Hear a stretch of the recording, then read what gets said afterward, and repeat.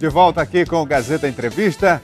Daqui a pouco eu vou conversar com o senador Jorge Viana, do PT do Acre. O senador estava ausente aqui do programa, já tem alguns meses que não vinha, mas está hoje conosco e daqui a pouco a gente vai fazer uma avaliação do cenário político. Antes, deixa eu dar um abraço aqui no pessoal da Copserge, nossos parceiros aqui, a Cooperativa de Serviços do Acre, que é reconhecida por seu trabalho em defesa do cooperativismo.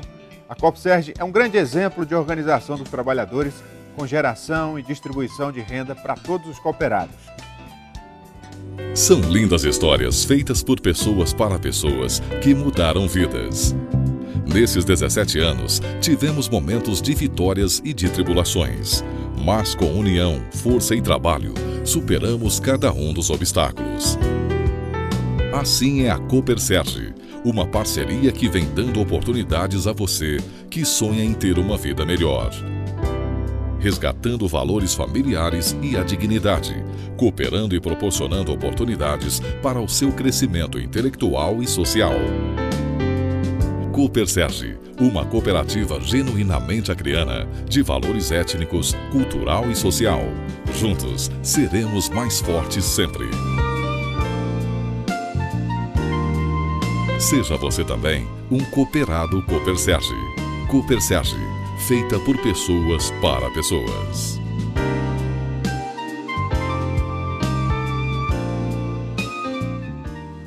Um abraço aí a toda a direção da cooperativa, aos cooperados. Senador Jorge Viana, por favor, venha para cá. Tudo bem, senador? Boa tarde. Faz tempo que eu não até chego aqui. O programa até mudou de horário. É um prazer estar aqui. Prazer é nosso, senador. Agora a gente poder falar perto da hora do almoço com as pessoas. Tem mais gente vendo a gente. Aumenta a fome nossa, mas tomara que o pessoal esteja comendo bem. Então, senador, eu tenho acompanhado aí as suas articulações, seus pronunciamentos. O mais recente, uma polêmica aí a respeito de uma afirmação sua em relação ao custo do poder judiciário no país, né? Houve reação por parte do judiciário, a AMAC publicou uma nota. Enfim, o que aconteceu ali? O que o senhor quis dizer? Não, inclusive a nota da AMAC, da associação, foi muito correta, eu não vejo nenhum problema. Eu sou um aliado do Poder Judiciário de sempre, de vida toda. E agora, como senador, não é diferente. Tenho trabalhado pelo Judiciário forte, independente, com condição de funcionar. O que tem é que eu ouvi de um próprio ministro do Supremo que no Brasil tem tanta distorção, e uma delas é essa. O Judiciário custa 1,3% do PIB. Isso é caríssimo, comparado com qualquer outro país do mundo. E eu fiz esse comentário numa sessão no Senado, quando nós estávamos discutindo o orçamento reduzido para ciência e tecnologia. Agora a Polícia Federal não tinha dinheiro para emitir passaporte, teve que cancelar os compromissos, a Polícia Rodoviária Federal tirando os carros da rua na vigilância das estradas por falta de dinheiro. A gente está vivendo uma situação que o orçamento parece que só deu para chegar em julho do governo federal. E dentro disso surgiu essa questão, mas eu acho que está bem esclarecida, porque nós temos que ter uma mudança geral. Inclusive, eu sou autor de um projeto de lei que reduz em 1/3 o número de senadores, reduz em 25% o número de deputados federais, para diminuir também nas câmaras, nas assembleias e câmaras municipais. É a proposta que mais tem apoio popular no Senado. Recebeu 1.300.000 assinaturas. É uma tentativa também de ver que o Brasil precisa rediscutir seu orçamento, rediscutir os gastos públicos, para que a gente possa atender a opinião pública, atender o cidadão e sobrar dinheiro para combater a violência, para ter mais educação e mais saúde. Agora, eu vou seguir defendendo que juiz, que membros do Ministério Público tenham um salário digno, inclusive diferenciado dos demais, para nos julgar a todos, para poder ter uma vida independente. Porque quem faz a opção de ser juiz, de ir para o Ministério Público, ele praticamente assim restringe sua vida, porque ele tem que estar sentenciando pessoas. Mas, então é importante a gente fazer essa ressalva de que essas categorias precisam sim de um tratamento diferenciado dos demais, inclusive de nós que ocupamos mandato por 4 ou 8 porque anos. Aí as críticas se voltaram para a classe política, né? Para o legislativo principalmente. Vamos tomar aqui um exemplo recente do Senado, que contratou uma nova frota por mais de 8 milhões de carros alugados. E aí a gente vai fazer as contas, se fosse comprar esses carros novos, sairia por 7 milhões. Não. Aí tem. O Senado já trocou, tinha a propriedade dos carros, aí tinha um monte de oficina, foi na época que eu era vice-presidente. Nós trocamos para ficar mais barato. Agora a discussão é se tira os carros ou não de Senado. Mas o Senado Federal foi a instituição que reduziu em 40% os gastos do seu orçamento nos últimos anos. Aliás, a única que reduziu gasto, porque eu fui vice-presidente e ajudei nisso na época do Renan. Então, esses excessos, tem que ser cortado em todo canto. Não há uma razão quando se discute esses excessos? Por isso que eu estou falando, o debate tem que ser feito, porque agora nós estamos tendo que fazer a escolha. O dinheiro do orçamento, o governo federal prometeu mundos e fundos na hora de fazer o golpe, prometeu que a vida do brasileiro ia melhorar, que o Brasil ia crescer economicamente, e o Brasil piorou muito nesse ano de Temer. Aliás, nesses tempos agora, esse fim de semana, saíram pesquisas que mostram que nunca tivemos um governo tão impopular, com tão pouco apoiamento como o Temer. A ponto de dizer o seguinte, quem estiver apoiando o Temer, o governo atual, no ano que vem, e aí os políticos daqui do Acre que dão apoio cego ao Temer, que se cuide, diz que vão ter dificuldade de se reeleger. Mas no fundo não é só eles não, eu acho que você tem razão, a classe política toda tem que se renovar. Eu sou senador, fiz um trabalho na prefeitura, fiz no governo, tenho muito orgulho de tudo que a gente fez, agradeço às pessoas que me abraçam em tudo que é lugar, em todos os municípios, dizendo, ó, Jorge, legal o que você fez, mas eu acho que todos nós temos que nos reciclar, nós temos que ver que a opinião pública quer uma profunda mudança nos gastos públicos, nos orçamentos e na atividade política. Eu estou nessa. Se eu voltar a ser candidato, vai ser para valorizar tudo que fiz, sim, mas sempre pensando em fazer algo diferente, algo novo, para frente, para ganhar a confiança, especialmente da juventude e do conjunto da sociedade. Senador, esse cenário negativo que o senhor pinta, né, em parte eu até concordo, mas o que a gente observa é que o PT já está aproveitando esse cenário negativo para fazer a campanha política do ano que vem, para lançar seus candidatos, para criticar o atual governo e se colocar como a solução. Não, eu acho que o PT está se defendendo. O PT foi vítima. Nós ganhamos uma eleição com 54 milhões de votos, um grupo parlamentar na Câmara, chefiado pelo Eduardo Cunha, que está preso, virou chefe desse grupo, botou o Temer no poder e foi referendado pelo Senado, a casa que eu atuo. E foi lamentável. De lá para cá as coisas só pioraram. Só pioraram. Só que com um problema. O governo que está aí não passou nas urnas. Agora, o risco do atual governo... Mas como não passou? Ele não era vice da Dilma? Era o vice. A palavra vice diz tudo. Vice é vice, meu irmão. Não existe possibilidade de vice virar presidente do governo. Né? Claro que eram aliados. Mas ele foi vice na chapa. Então não há a menor hipótese. Isso é uma conversa mais furada que a gente pode ter. Se o Temer tivesse se candidatado a presidente e fosse o PT o contrário, eu estaria fazendo a mesma coisa, criticando. Porque não teve materialidade de crime. Agora está tendo crime. O presidente, agora, essa semana, nós estamos aqui dando essa entrevista, provavelmente amanhã, a Câmara vai ter que se reunir para ver se atende um pedido do Supremo Tribunal Federal e do Ministério Público Federal de processar o presidente Temer. Nunca aconteceu isso. Olha, pela Dilma diziam que eram umas pedaladas fiscais. Fala em pedalada, senador. Isso é uma coisa criminosa que foi feita com a Dilma. Eu lamento que as pessoas, uma época dessa, ainda estejam em dúvida. Então, com a Dilma foi um crime contra ela e agora o Temer cometeu crime e o Supremo Tribunal Federal está querendo uma autorizaçãozinha para investigá-lo. Mas é o que diz a parece Constituição, que né? Pois é, mas é o que estão dizendo. Mas estão comprando, também estão dizendo, a imprensa, a grande imprensa está dizendo, que agora está custando muito caro. Mas quando a Dilma estava prestes a cair, ela também liberou as emendas em escala bilionária. Aliás, essa é uma crítica. Não, ao contrário, eu estava lá. Exatamente o contrário do que você está pensando. Ao contrário, o que se reclama que ela deveria ter botado pessoas nos ministérios, deveria ter liberado as emendas, deveria ter liberado recursos. Ela foi ser presidente, confiando que, como tinha garantia dos votos, e disse, não, depois da decisão da Câmara e do Senado é que eu vou construir o novo governo. E olha, caiu fora. É essa política fisiológica do toma lá da cá. Você veja, os cargos federais aqui todinhos estão na mão agora do pessoal que apoia o Temer. Mas tudo escondido. Ninguém assume que indicou ninguém. Pelo que a gente conhece da classe política, o Temer vai acabar sobrevivendo por causa desse fisiologismo. Pode ser que sobreviva, nisso tu tem razão. Mas o custo para os brasileiros e para o país, a própria Rede Globo, que foi a grande avalista do governo Temer, do golpe, a Globo já abandonou o Temer. E ela é toda poderosa, que diz que tem toda a audiência. Talvez ela perca para vocês, eu estou falando da Globo, não é da Rede Amazônia, perca nesse horário aqui, porque eu sei que vocês têm uma boa audiência local, a TV Gazeta constrói isso há muito tempo, desde a época do Roberto.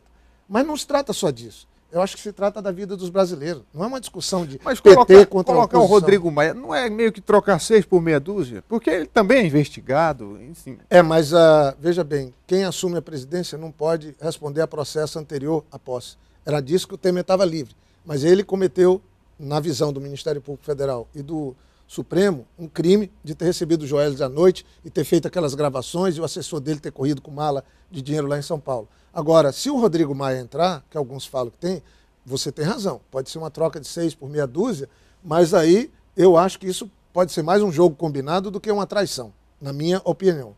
Agora, eles vão ter que decidir se tentam manter o Temer com alto custo, porque cada dia fica mais perto da eleição. Eu não sei se os que apoiam o Temer hoje vão seguir apoiando quando chegar perto da eleição. Então o Brasil vive, que eu diria assim, um dos piores momentos. E aí eu tenho que dizer, nós tínhamos defeitos, nós tínhamos falhas, mas, poxa vida, nada comparado a gente ter crescimento.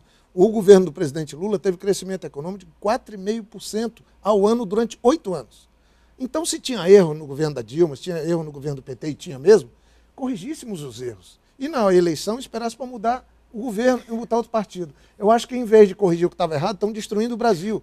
E podemos pagar caro por isso. Já estamos pagando. Em relação à possível candidatura do Lula, como é que o senhor vê o desdobramento da coisa até o ano que vem? Eu acho que agora não está restando outra alternativa. O presidente Lula é a maior liderança do país popular, indiscutivelmente, as pesquisas mostram isso.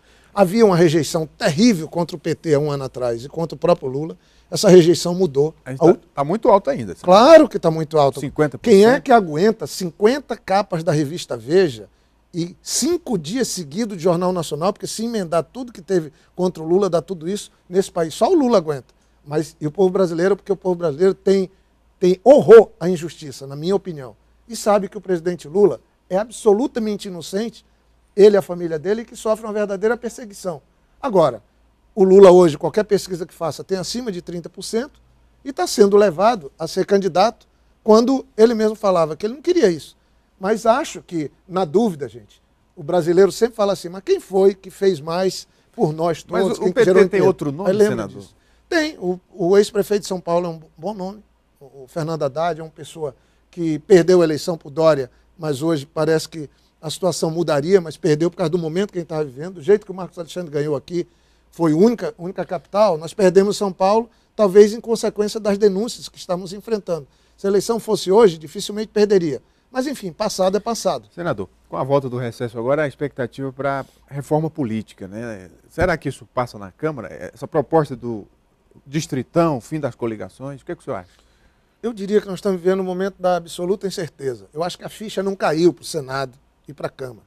Eu acho que todos nós deveríamos ver o seguinte, a população, as pessoas que nos assistem, estão com raiva de tudo que está acontecendo no país, seja por conta do governo, seja por conta até do judiciário, seja por conta do parlamento. E a ficha parece que não cai. O fundo, para resolver isso, teria que ter uma constituinte exclusiva, com gente eleita para fazer as novas regras para partido, para financiamento de campanha, para as regras eleitorais, e aí o Brasil tem uma democracia consolidada. Não vão fazer isso. Eu acho que daquele mato lá não sai coelho. Qualquer mudança que forem fazer lá, na Câmara e no Senado, eu acho, sobre reforma política, eles vão fazer boa para quem já está lá. Por isso que eu digo, eu não sei. Mas a cláusula de barreira já é um avanço, né? Mas isso aí tem um conjunto de partidos, tem partidos bons, novos, que precisam de oportunidade para crescer, com nome, com história. Mas eu acho que virou uma certa anarquia, financiamento de campanha, abuso de poder econômico, também a criação de partidos, e tudo isso precisa passar por uma mudança. Mas faltam só 2 meses para começar o ano eleitoral, porque em 3 de outubro começa. Como é que vão mudar a lei na Câmara e no Senado em 2 meses? É pouco tempo. No meio dessa confusão toda. Nem se tiver acordo, eu acho que não é mesmo tempo com hábil, acordo, né? seria quase impossível. Mas, senador, eu quero encerrar falando da eleição no Acre, né? Esse clima o senhor já tem andado bastante, definições de nomes, a Frente Popular com alguns nomes colocados. Como é que o senhor avalia esse processo? Nós estamos fazendo um movimento que eu acho que ficou interessante. Temos 4 pré-candidaturas, né? O nosso atual prefeito, Marcos Alexandre, que já cumpriu 4 anos, está cumprindo agora o 5º ano e, se for escolhido, sairá ano que vem. A nossa vice-governadora, que é a Nazaré, representando as mulheres, uma história. O Emilson, que fez agora, essa semana que passou, uma festa fantástica na filiação do PDT, junto com o Cristóvão. Fizeram uma coisa muito bacana, o Tchê, todo mundo. E também o Daniel Zen, que é presidente do PT, que é o nosso líder na Assembleia. E para o Senado, por enquanto, estão 2 pré-candidaturas. A do Ney, que é o presidente da Assembleia, e o meu nome, porque já sou senador. Mas eu acho, sinceramente, que a gente tinha que estar pensando no Brasil agora, tem que pensar um programa que nos una a todos. Acho que o governador Tião Viana está acertando quando a gente pacificou esse ambiente e não tem uma disputa acirrada, está todo mundo junto nesse processo da Frente Popular. O pessoal da oposição está tendo mais dificuldades, mas eu diria que nessas incertezas que o Brasil está vivendo, ainda está muito longe.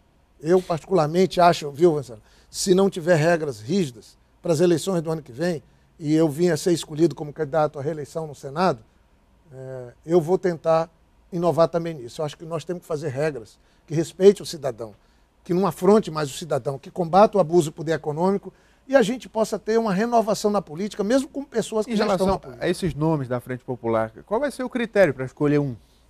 Nós estamos fazendo plenárias, vamos fazer agora uma plenária grande no Alto Acre, uma outra em Sena Madureira, uma outra em Feijó Tarauacá, e eu diria que certamente não haverá votação. Nós vamos conversando, ouvindo o que nós estamos ouvindo, com o comando aí do Tião, nós vamos chegar, certamente eu acredito, num consenso do melhor nome para enfrentar esse tipo de ambiente que a gente está tendo. Mas qual vai ser o peso da opinião dos líderes? O senhor, o governador? O Tião resolveu, o governador Tião Viana, que não vai disputar nada. Eu até sou contra isso, eu acho que ele deveria estar com o nome disponível. Mas ele tomou essa decisão na vida.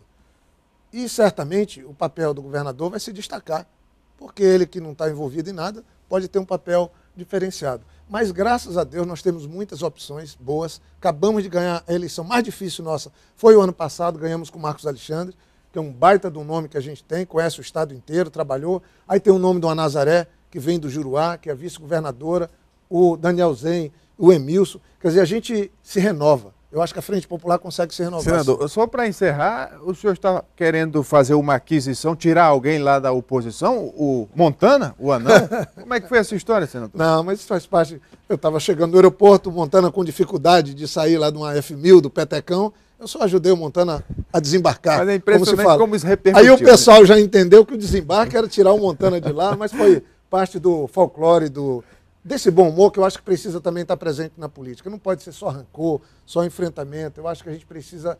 Olha, gente, eu falo para vocês aqui, está no finalzinho do programa. A gente vê tanta notícia ruim nos últimos tempos. Mas quando a boa política está no comando, quando a gente está trabalhando com seriedade, dá para mudar e melhorar tanta coisa. Eu tenho muito orgulho de tudo que a gente fez aqui no Acre, em todos os municípios. Quando eu era prefeito, governador, eu sei também que o presidente Lula fez uma coisa fantástica. Então, que no futuro a gente entenda, pacificando o país, enfrentando esse problema da violência, a gente tendo uma saúde melhor, uma educação com prioridade e a boa política conduzindo e não a má política, Venceslau, eu acredito. Por isso que eu acho que a gente tem que ser otimista, porque eu acho que já estamos no fundo do poço, perto de começar uma saída e eu estou animado para ver se ajuda o Brasil e o Acre a sair desse buraco. Eu estou voltando essa semana para o Senado para começar mais um semestre e uma coisa eu posso garantir, me dedicar de corpo e alma para honrar o povo do Acre e ajudar o Brasil a sair desse caos que ele está metido. Muito obrigado, senador Jorge Viana, pela entrevista. Eu que estava com saudade. Obrigado a você pela oportunidade. A gente faz um intervalo, daqui a pouco o Gazeta Entrevista volta. Até já.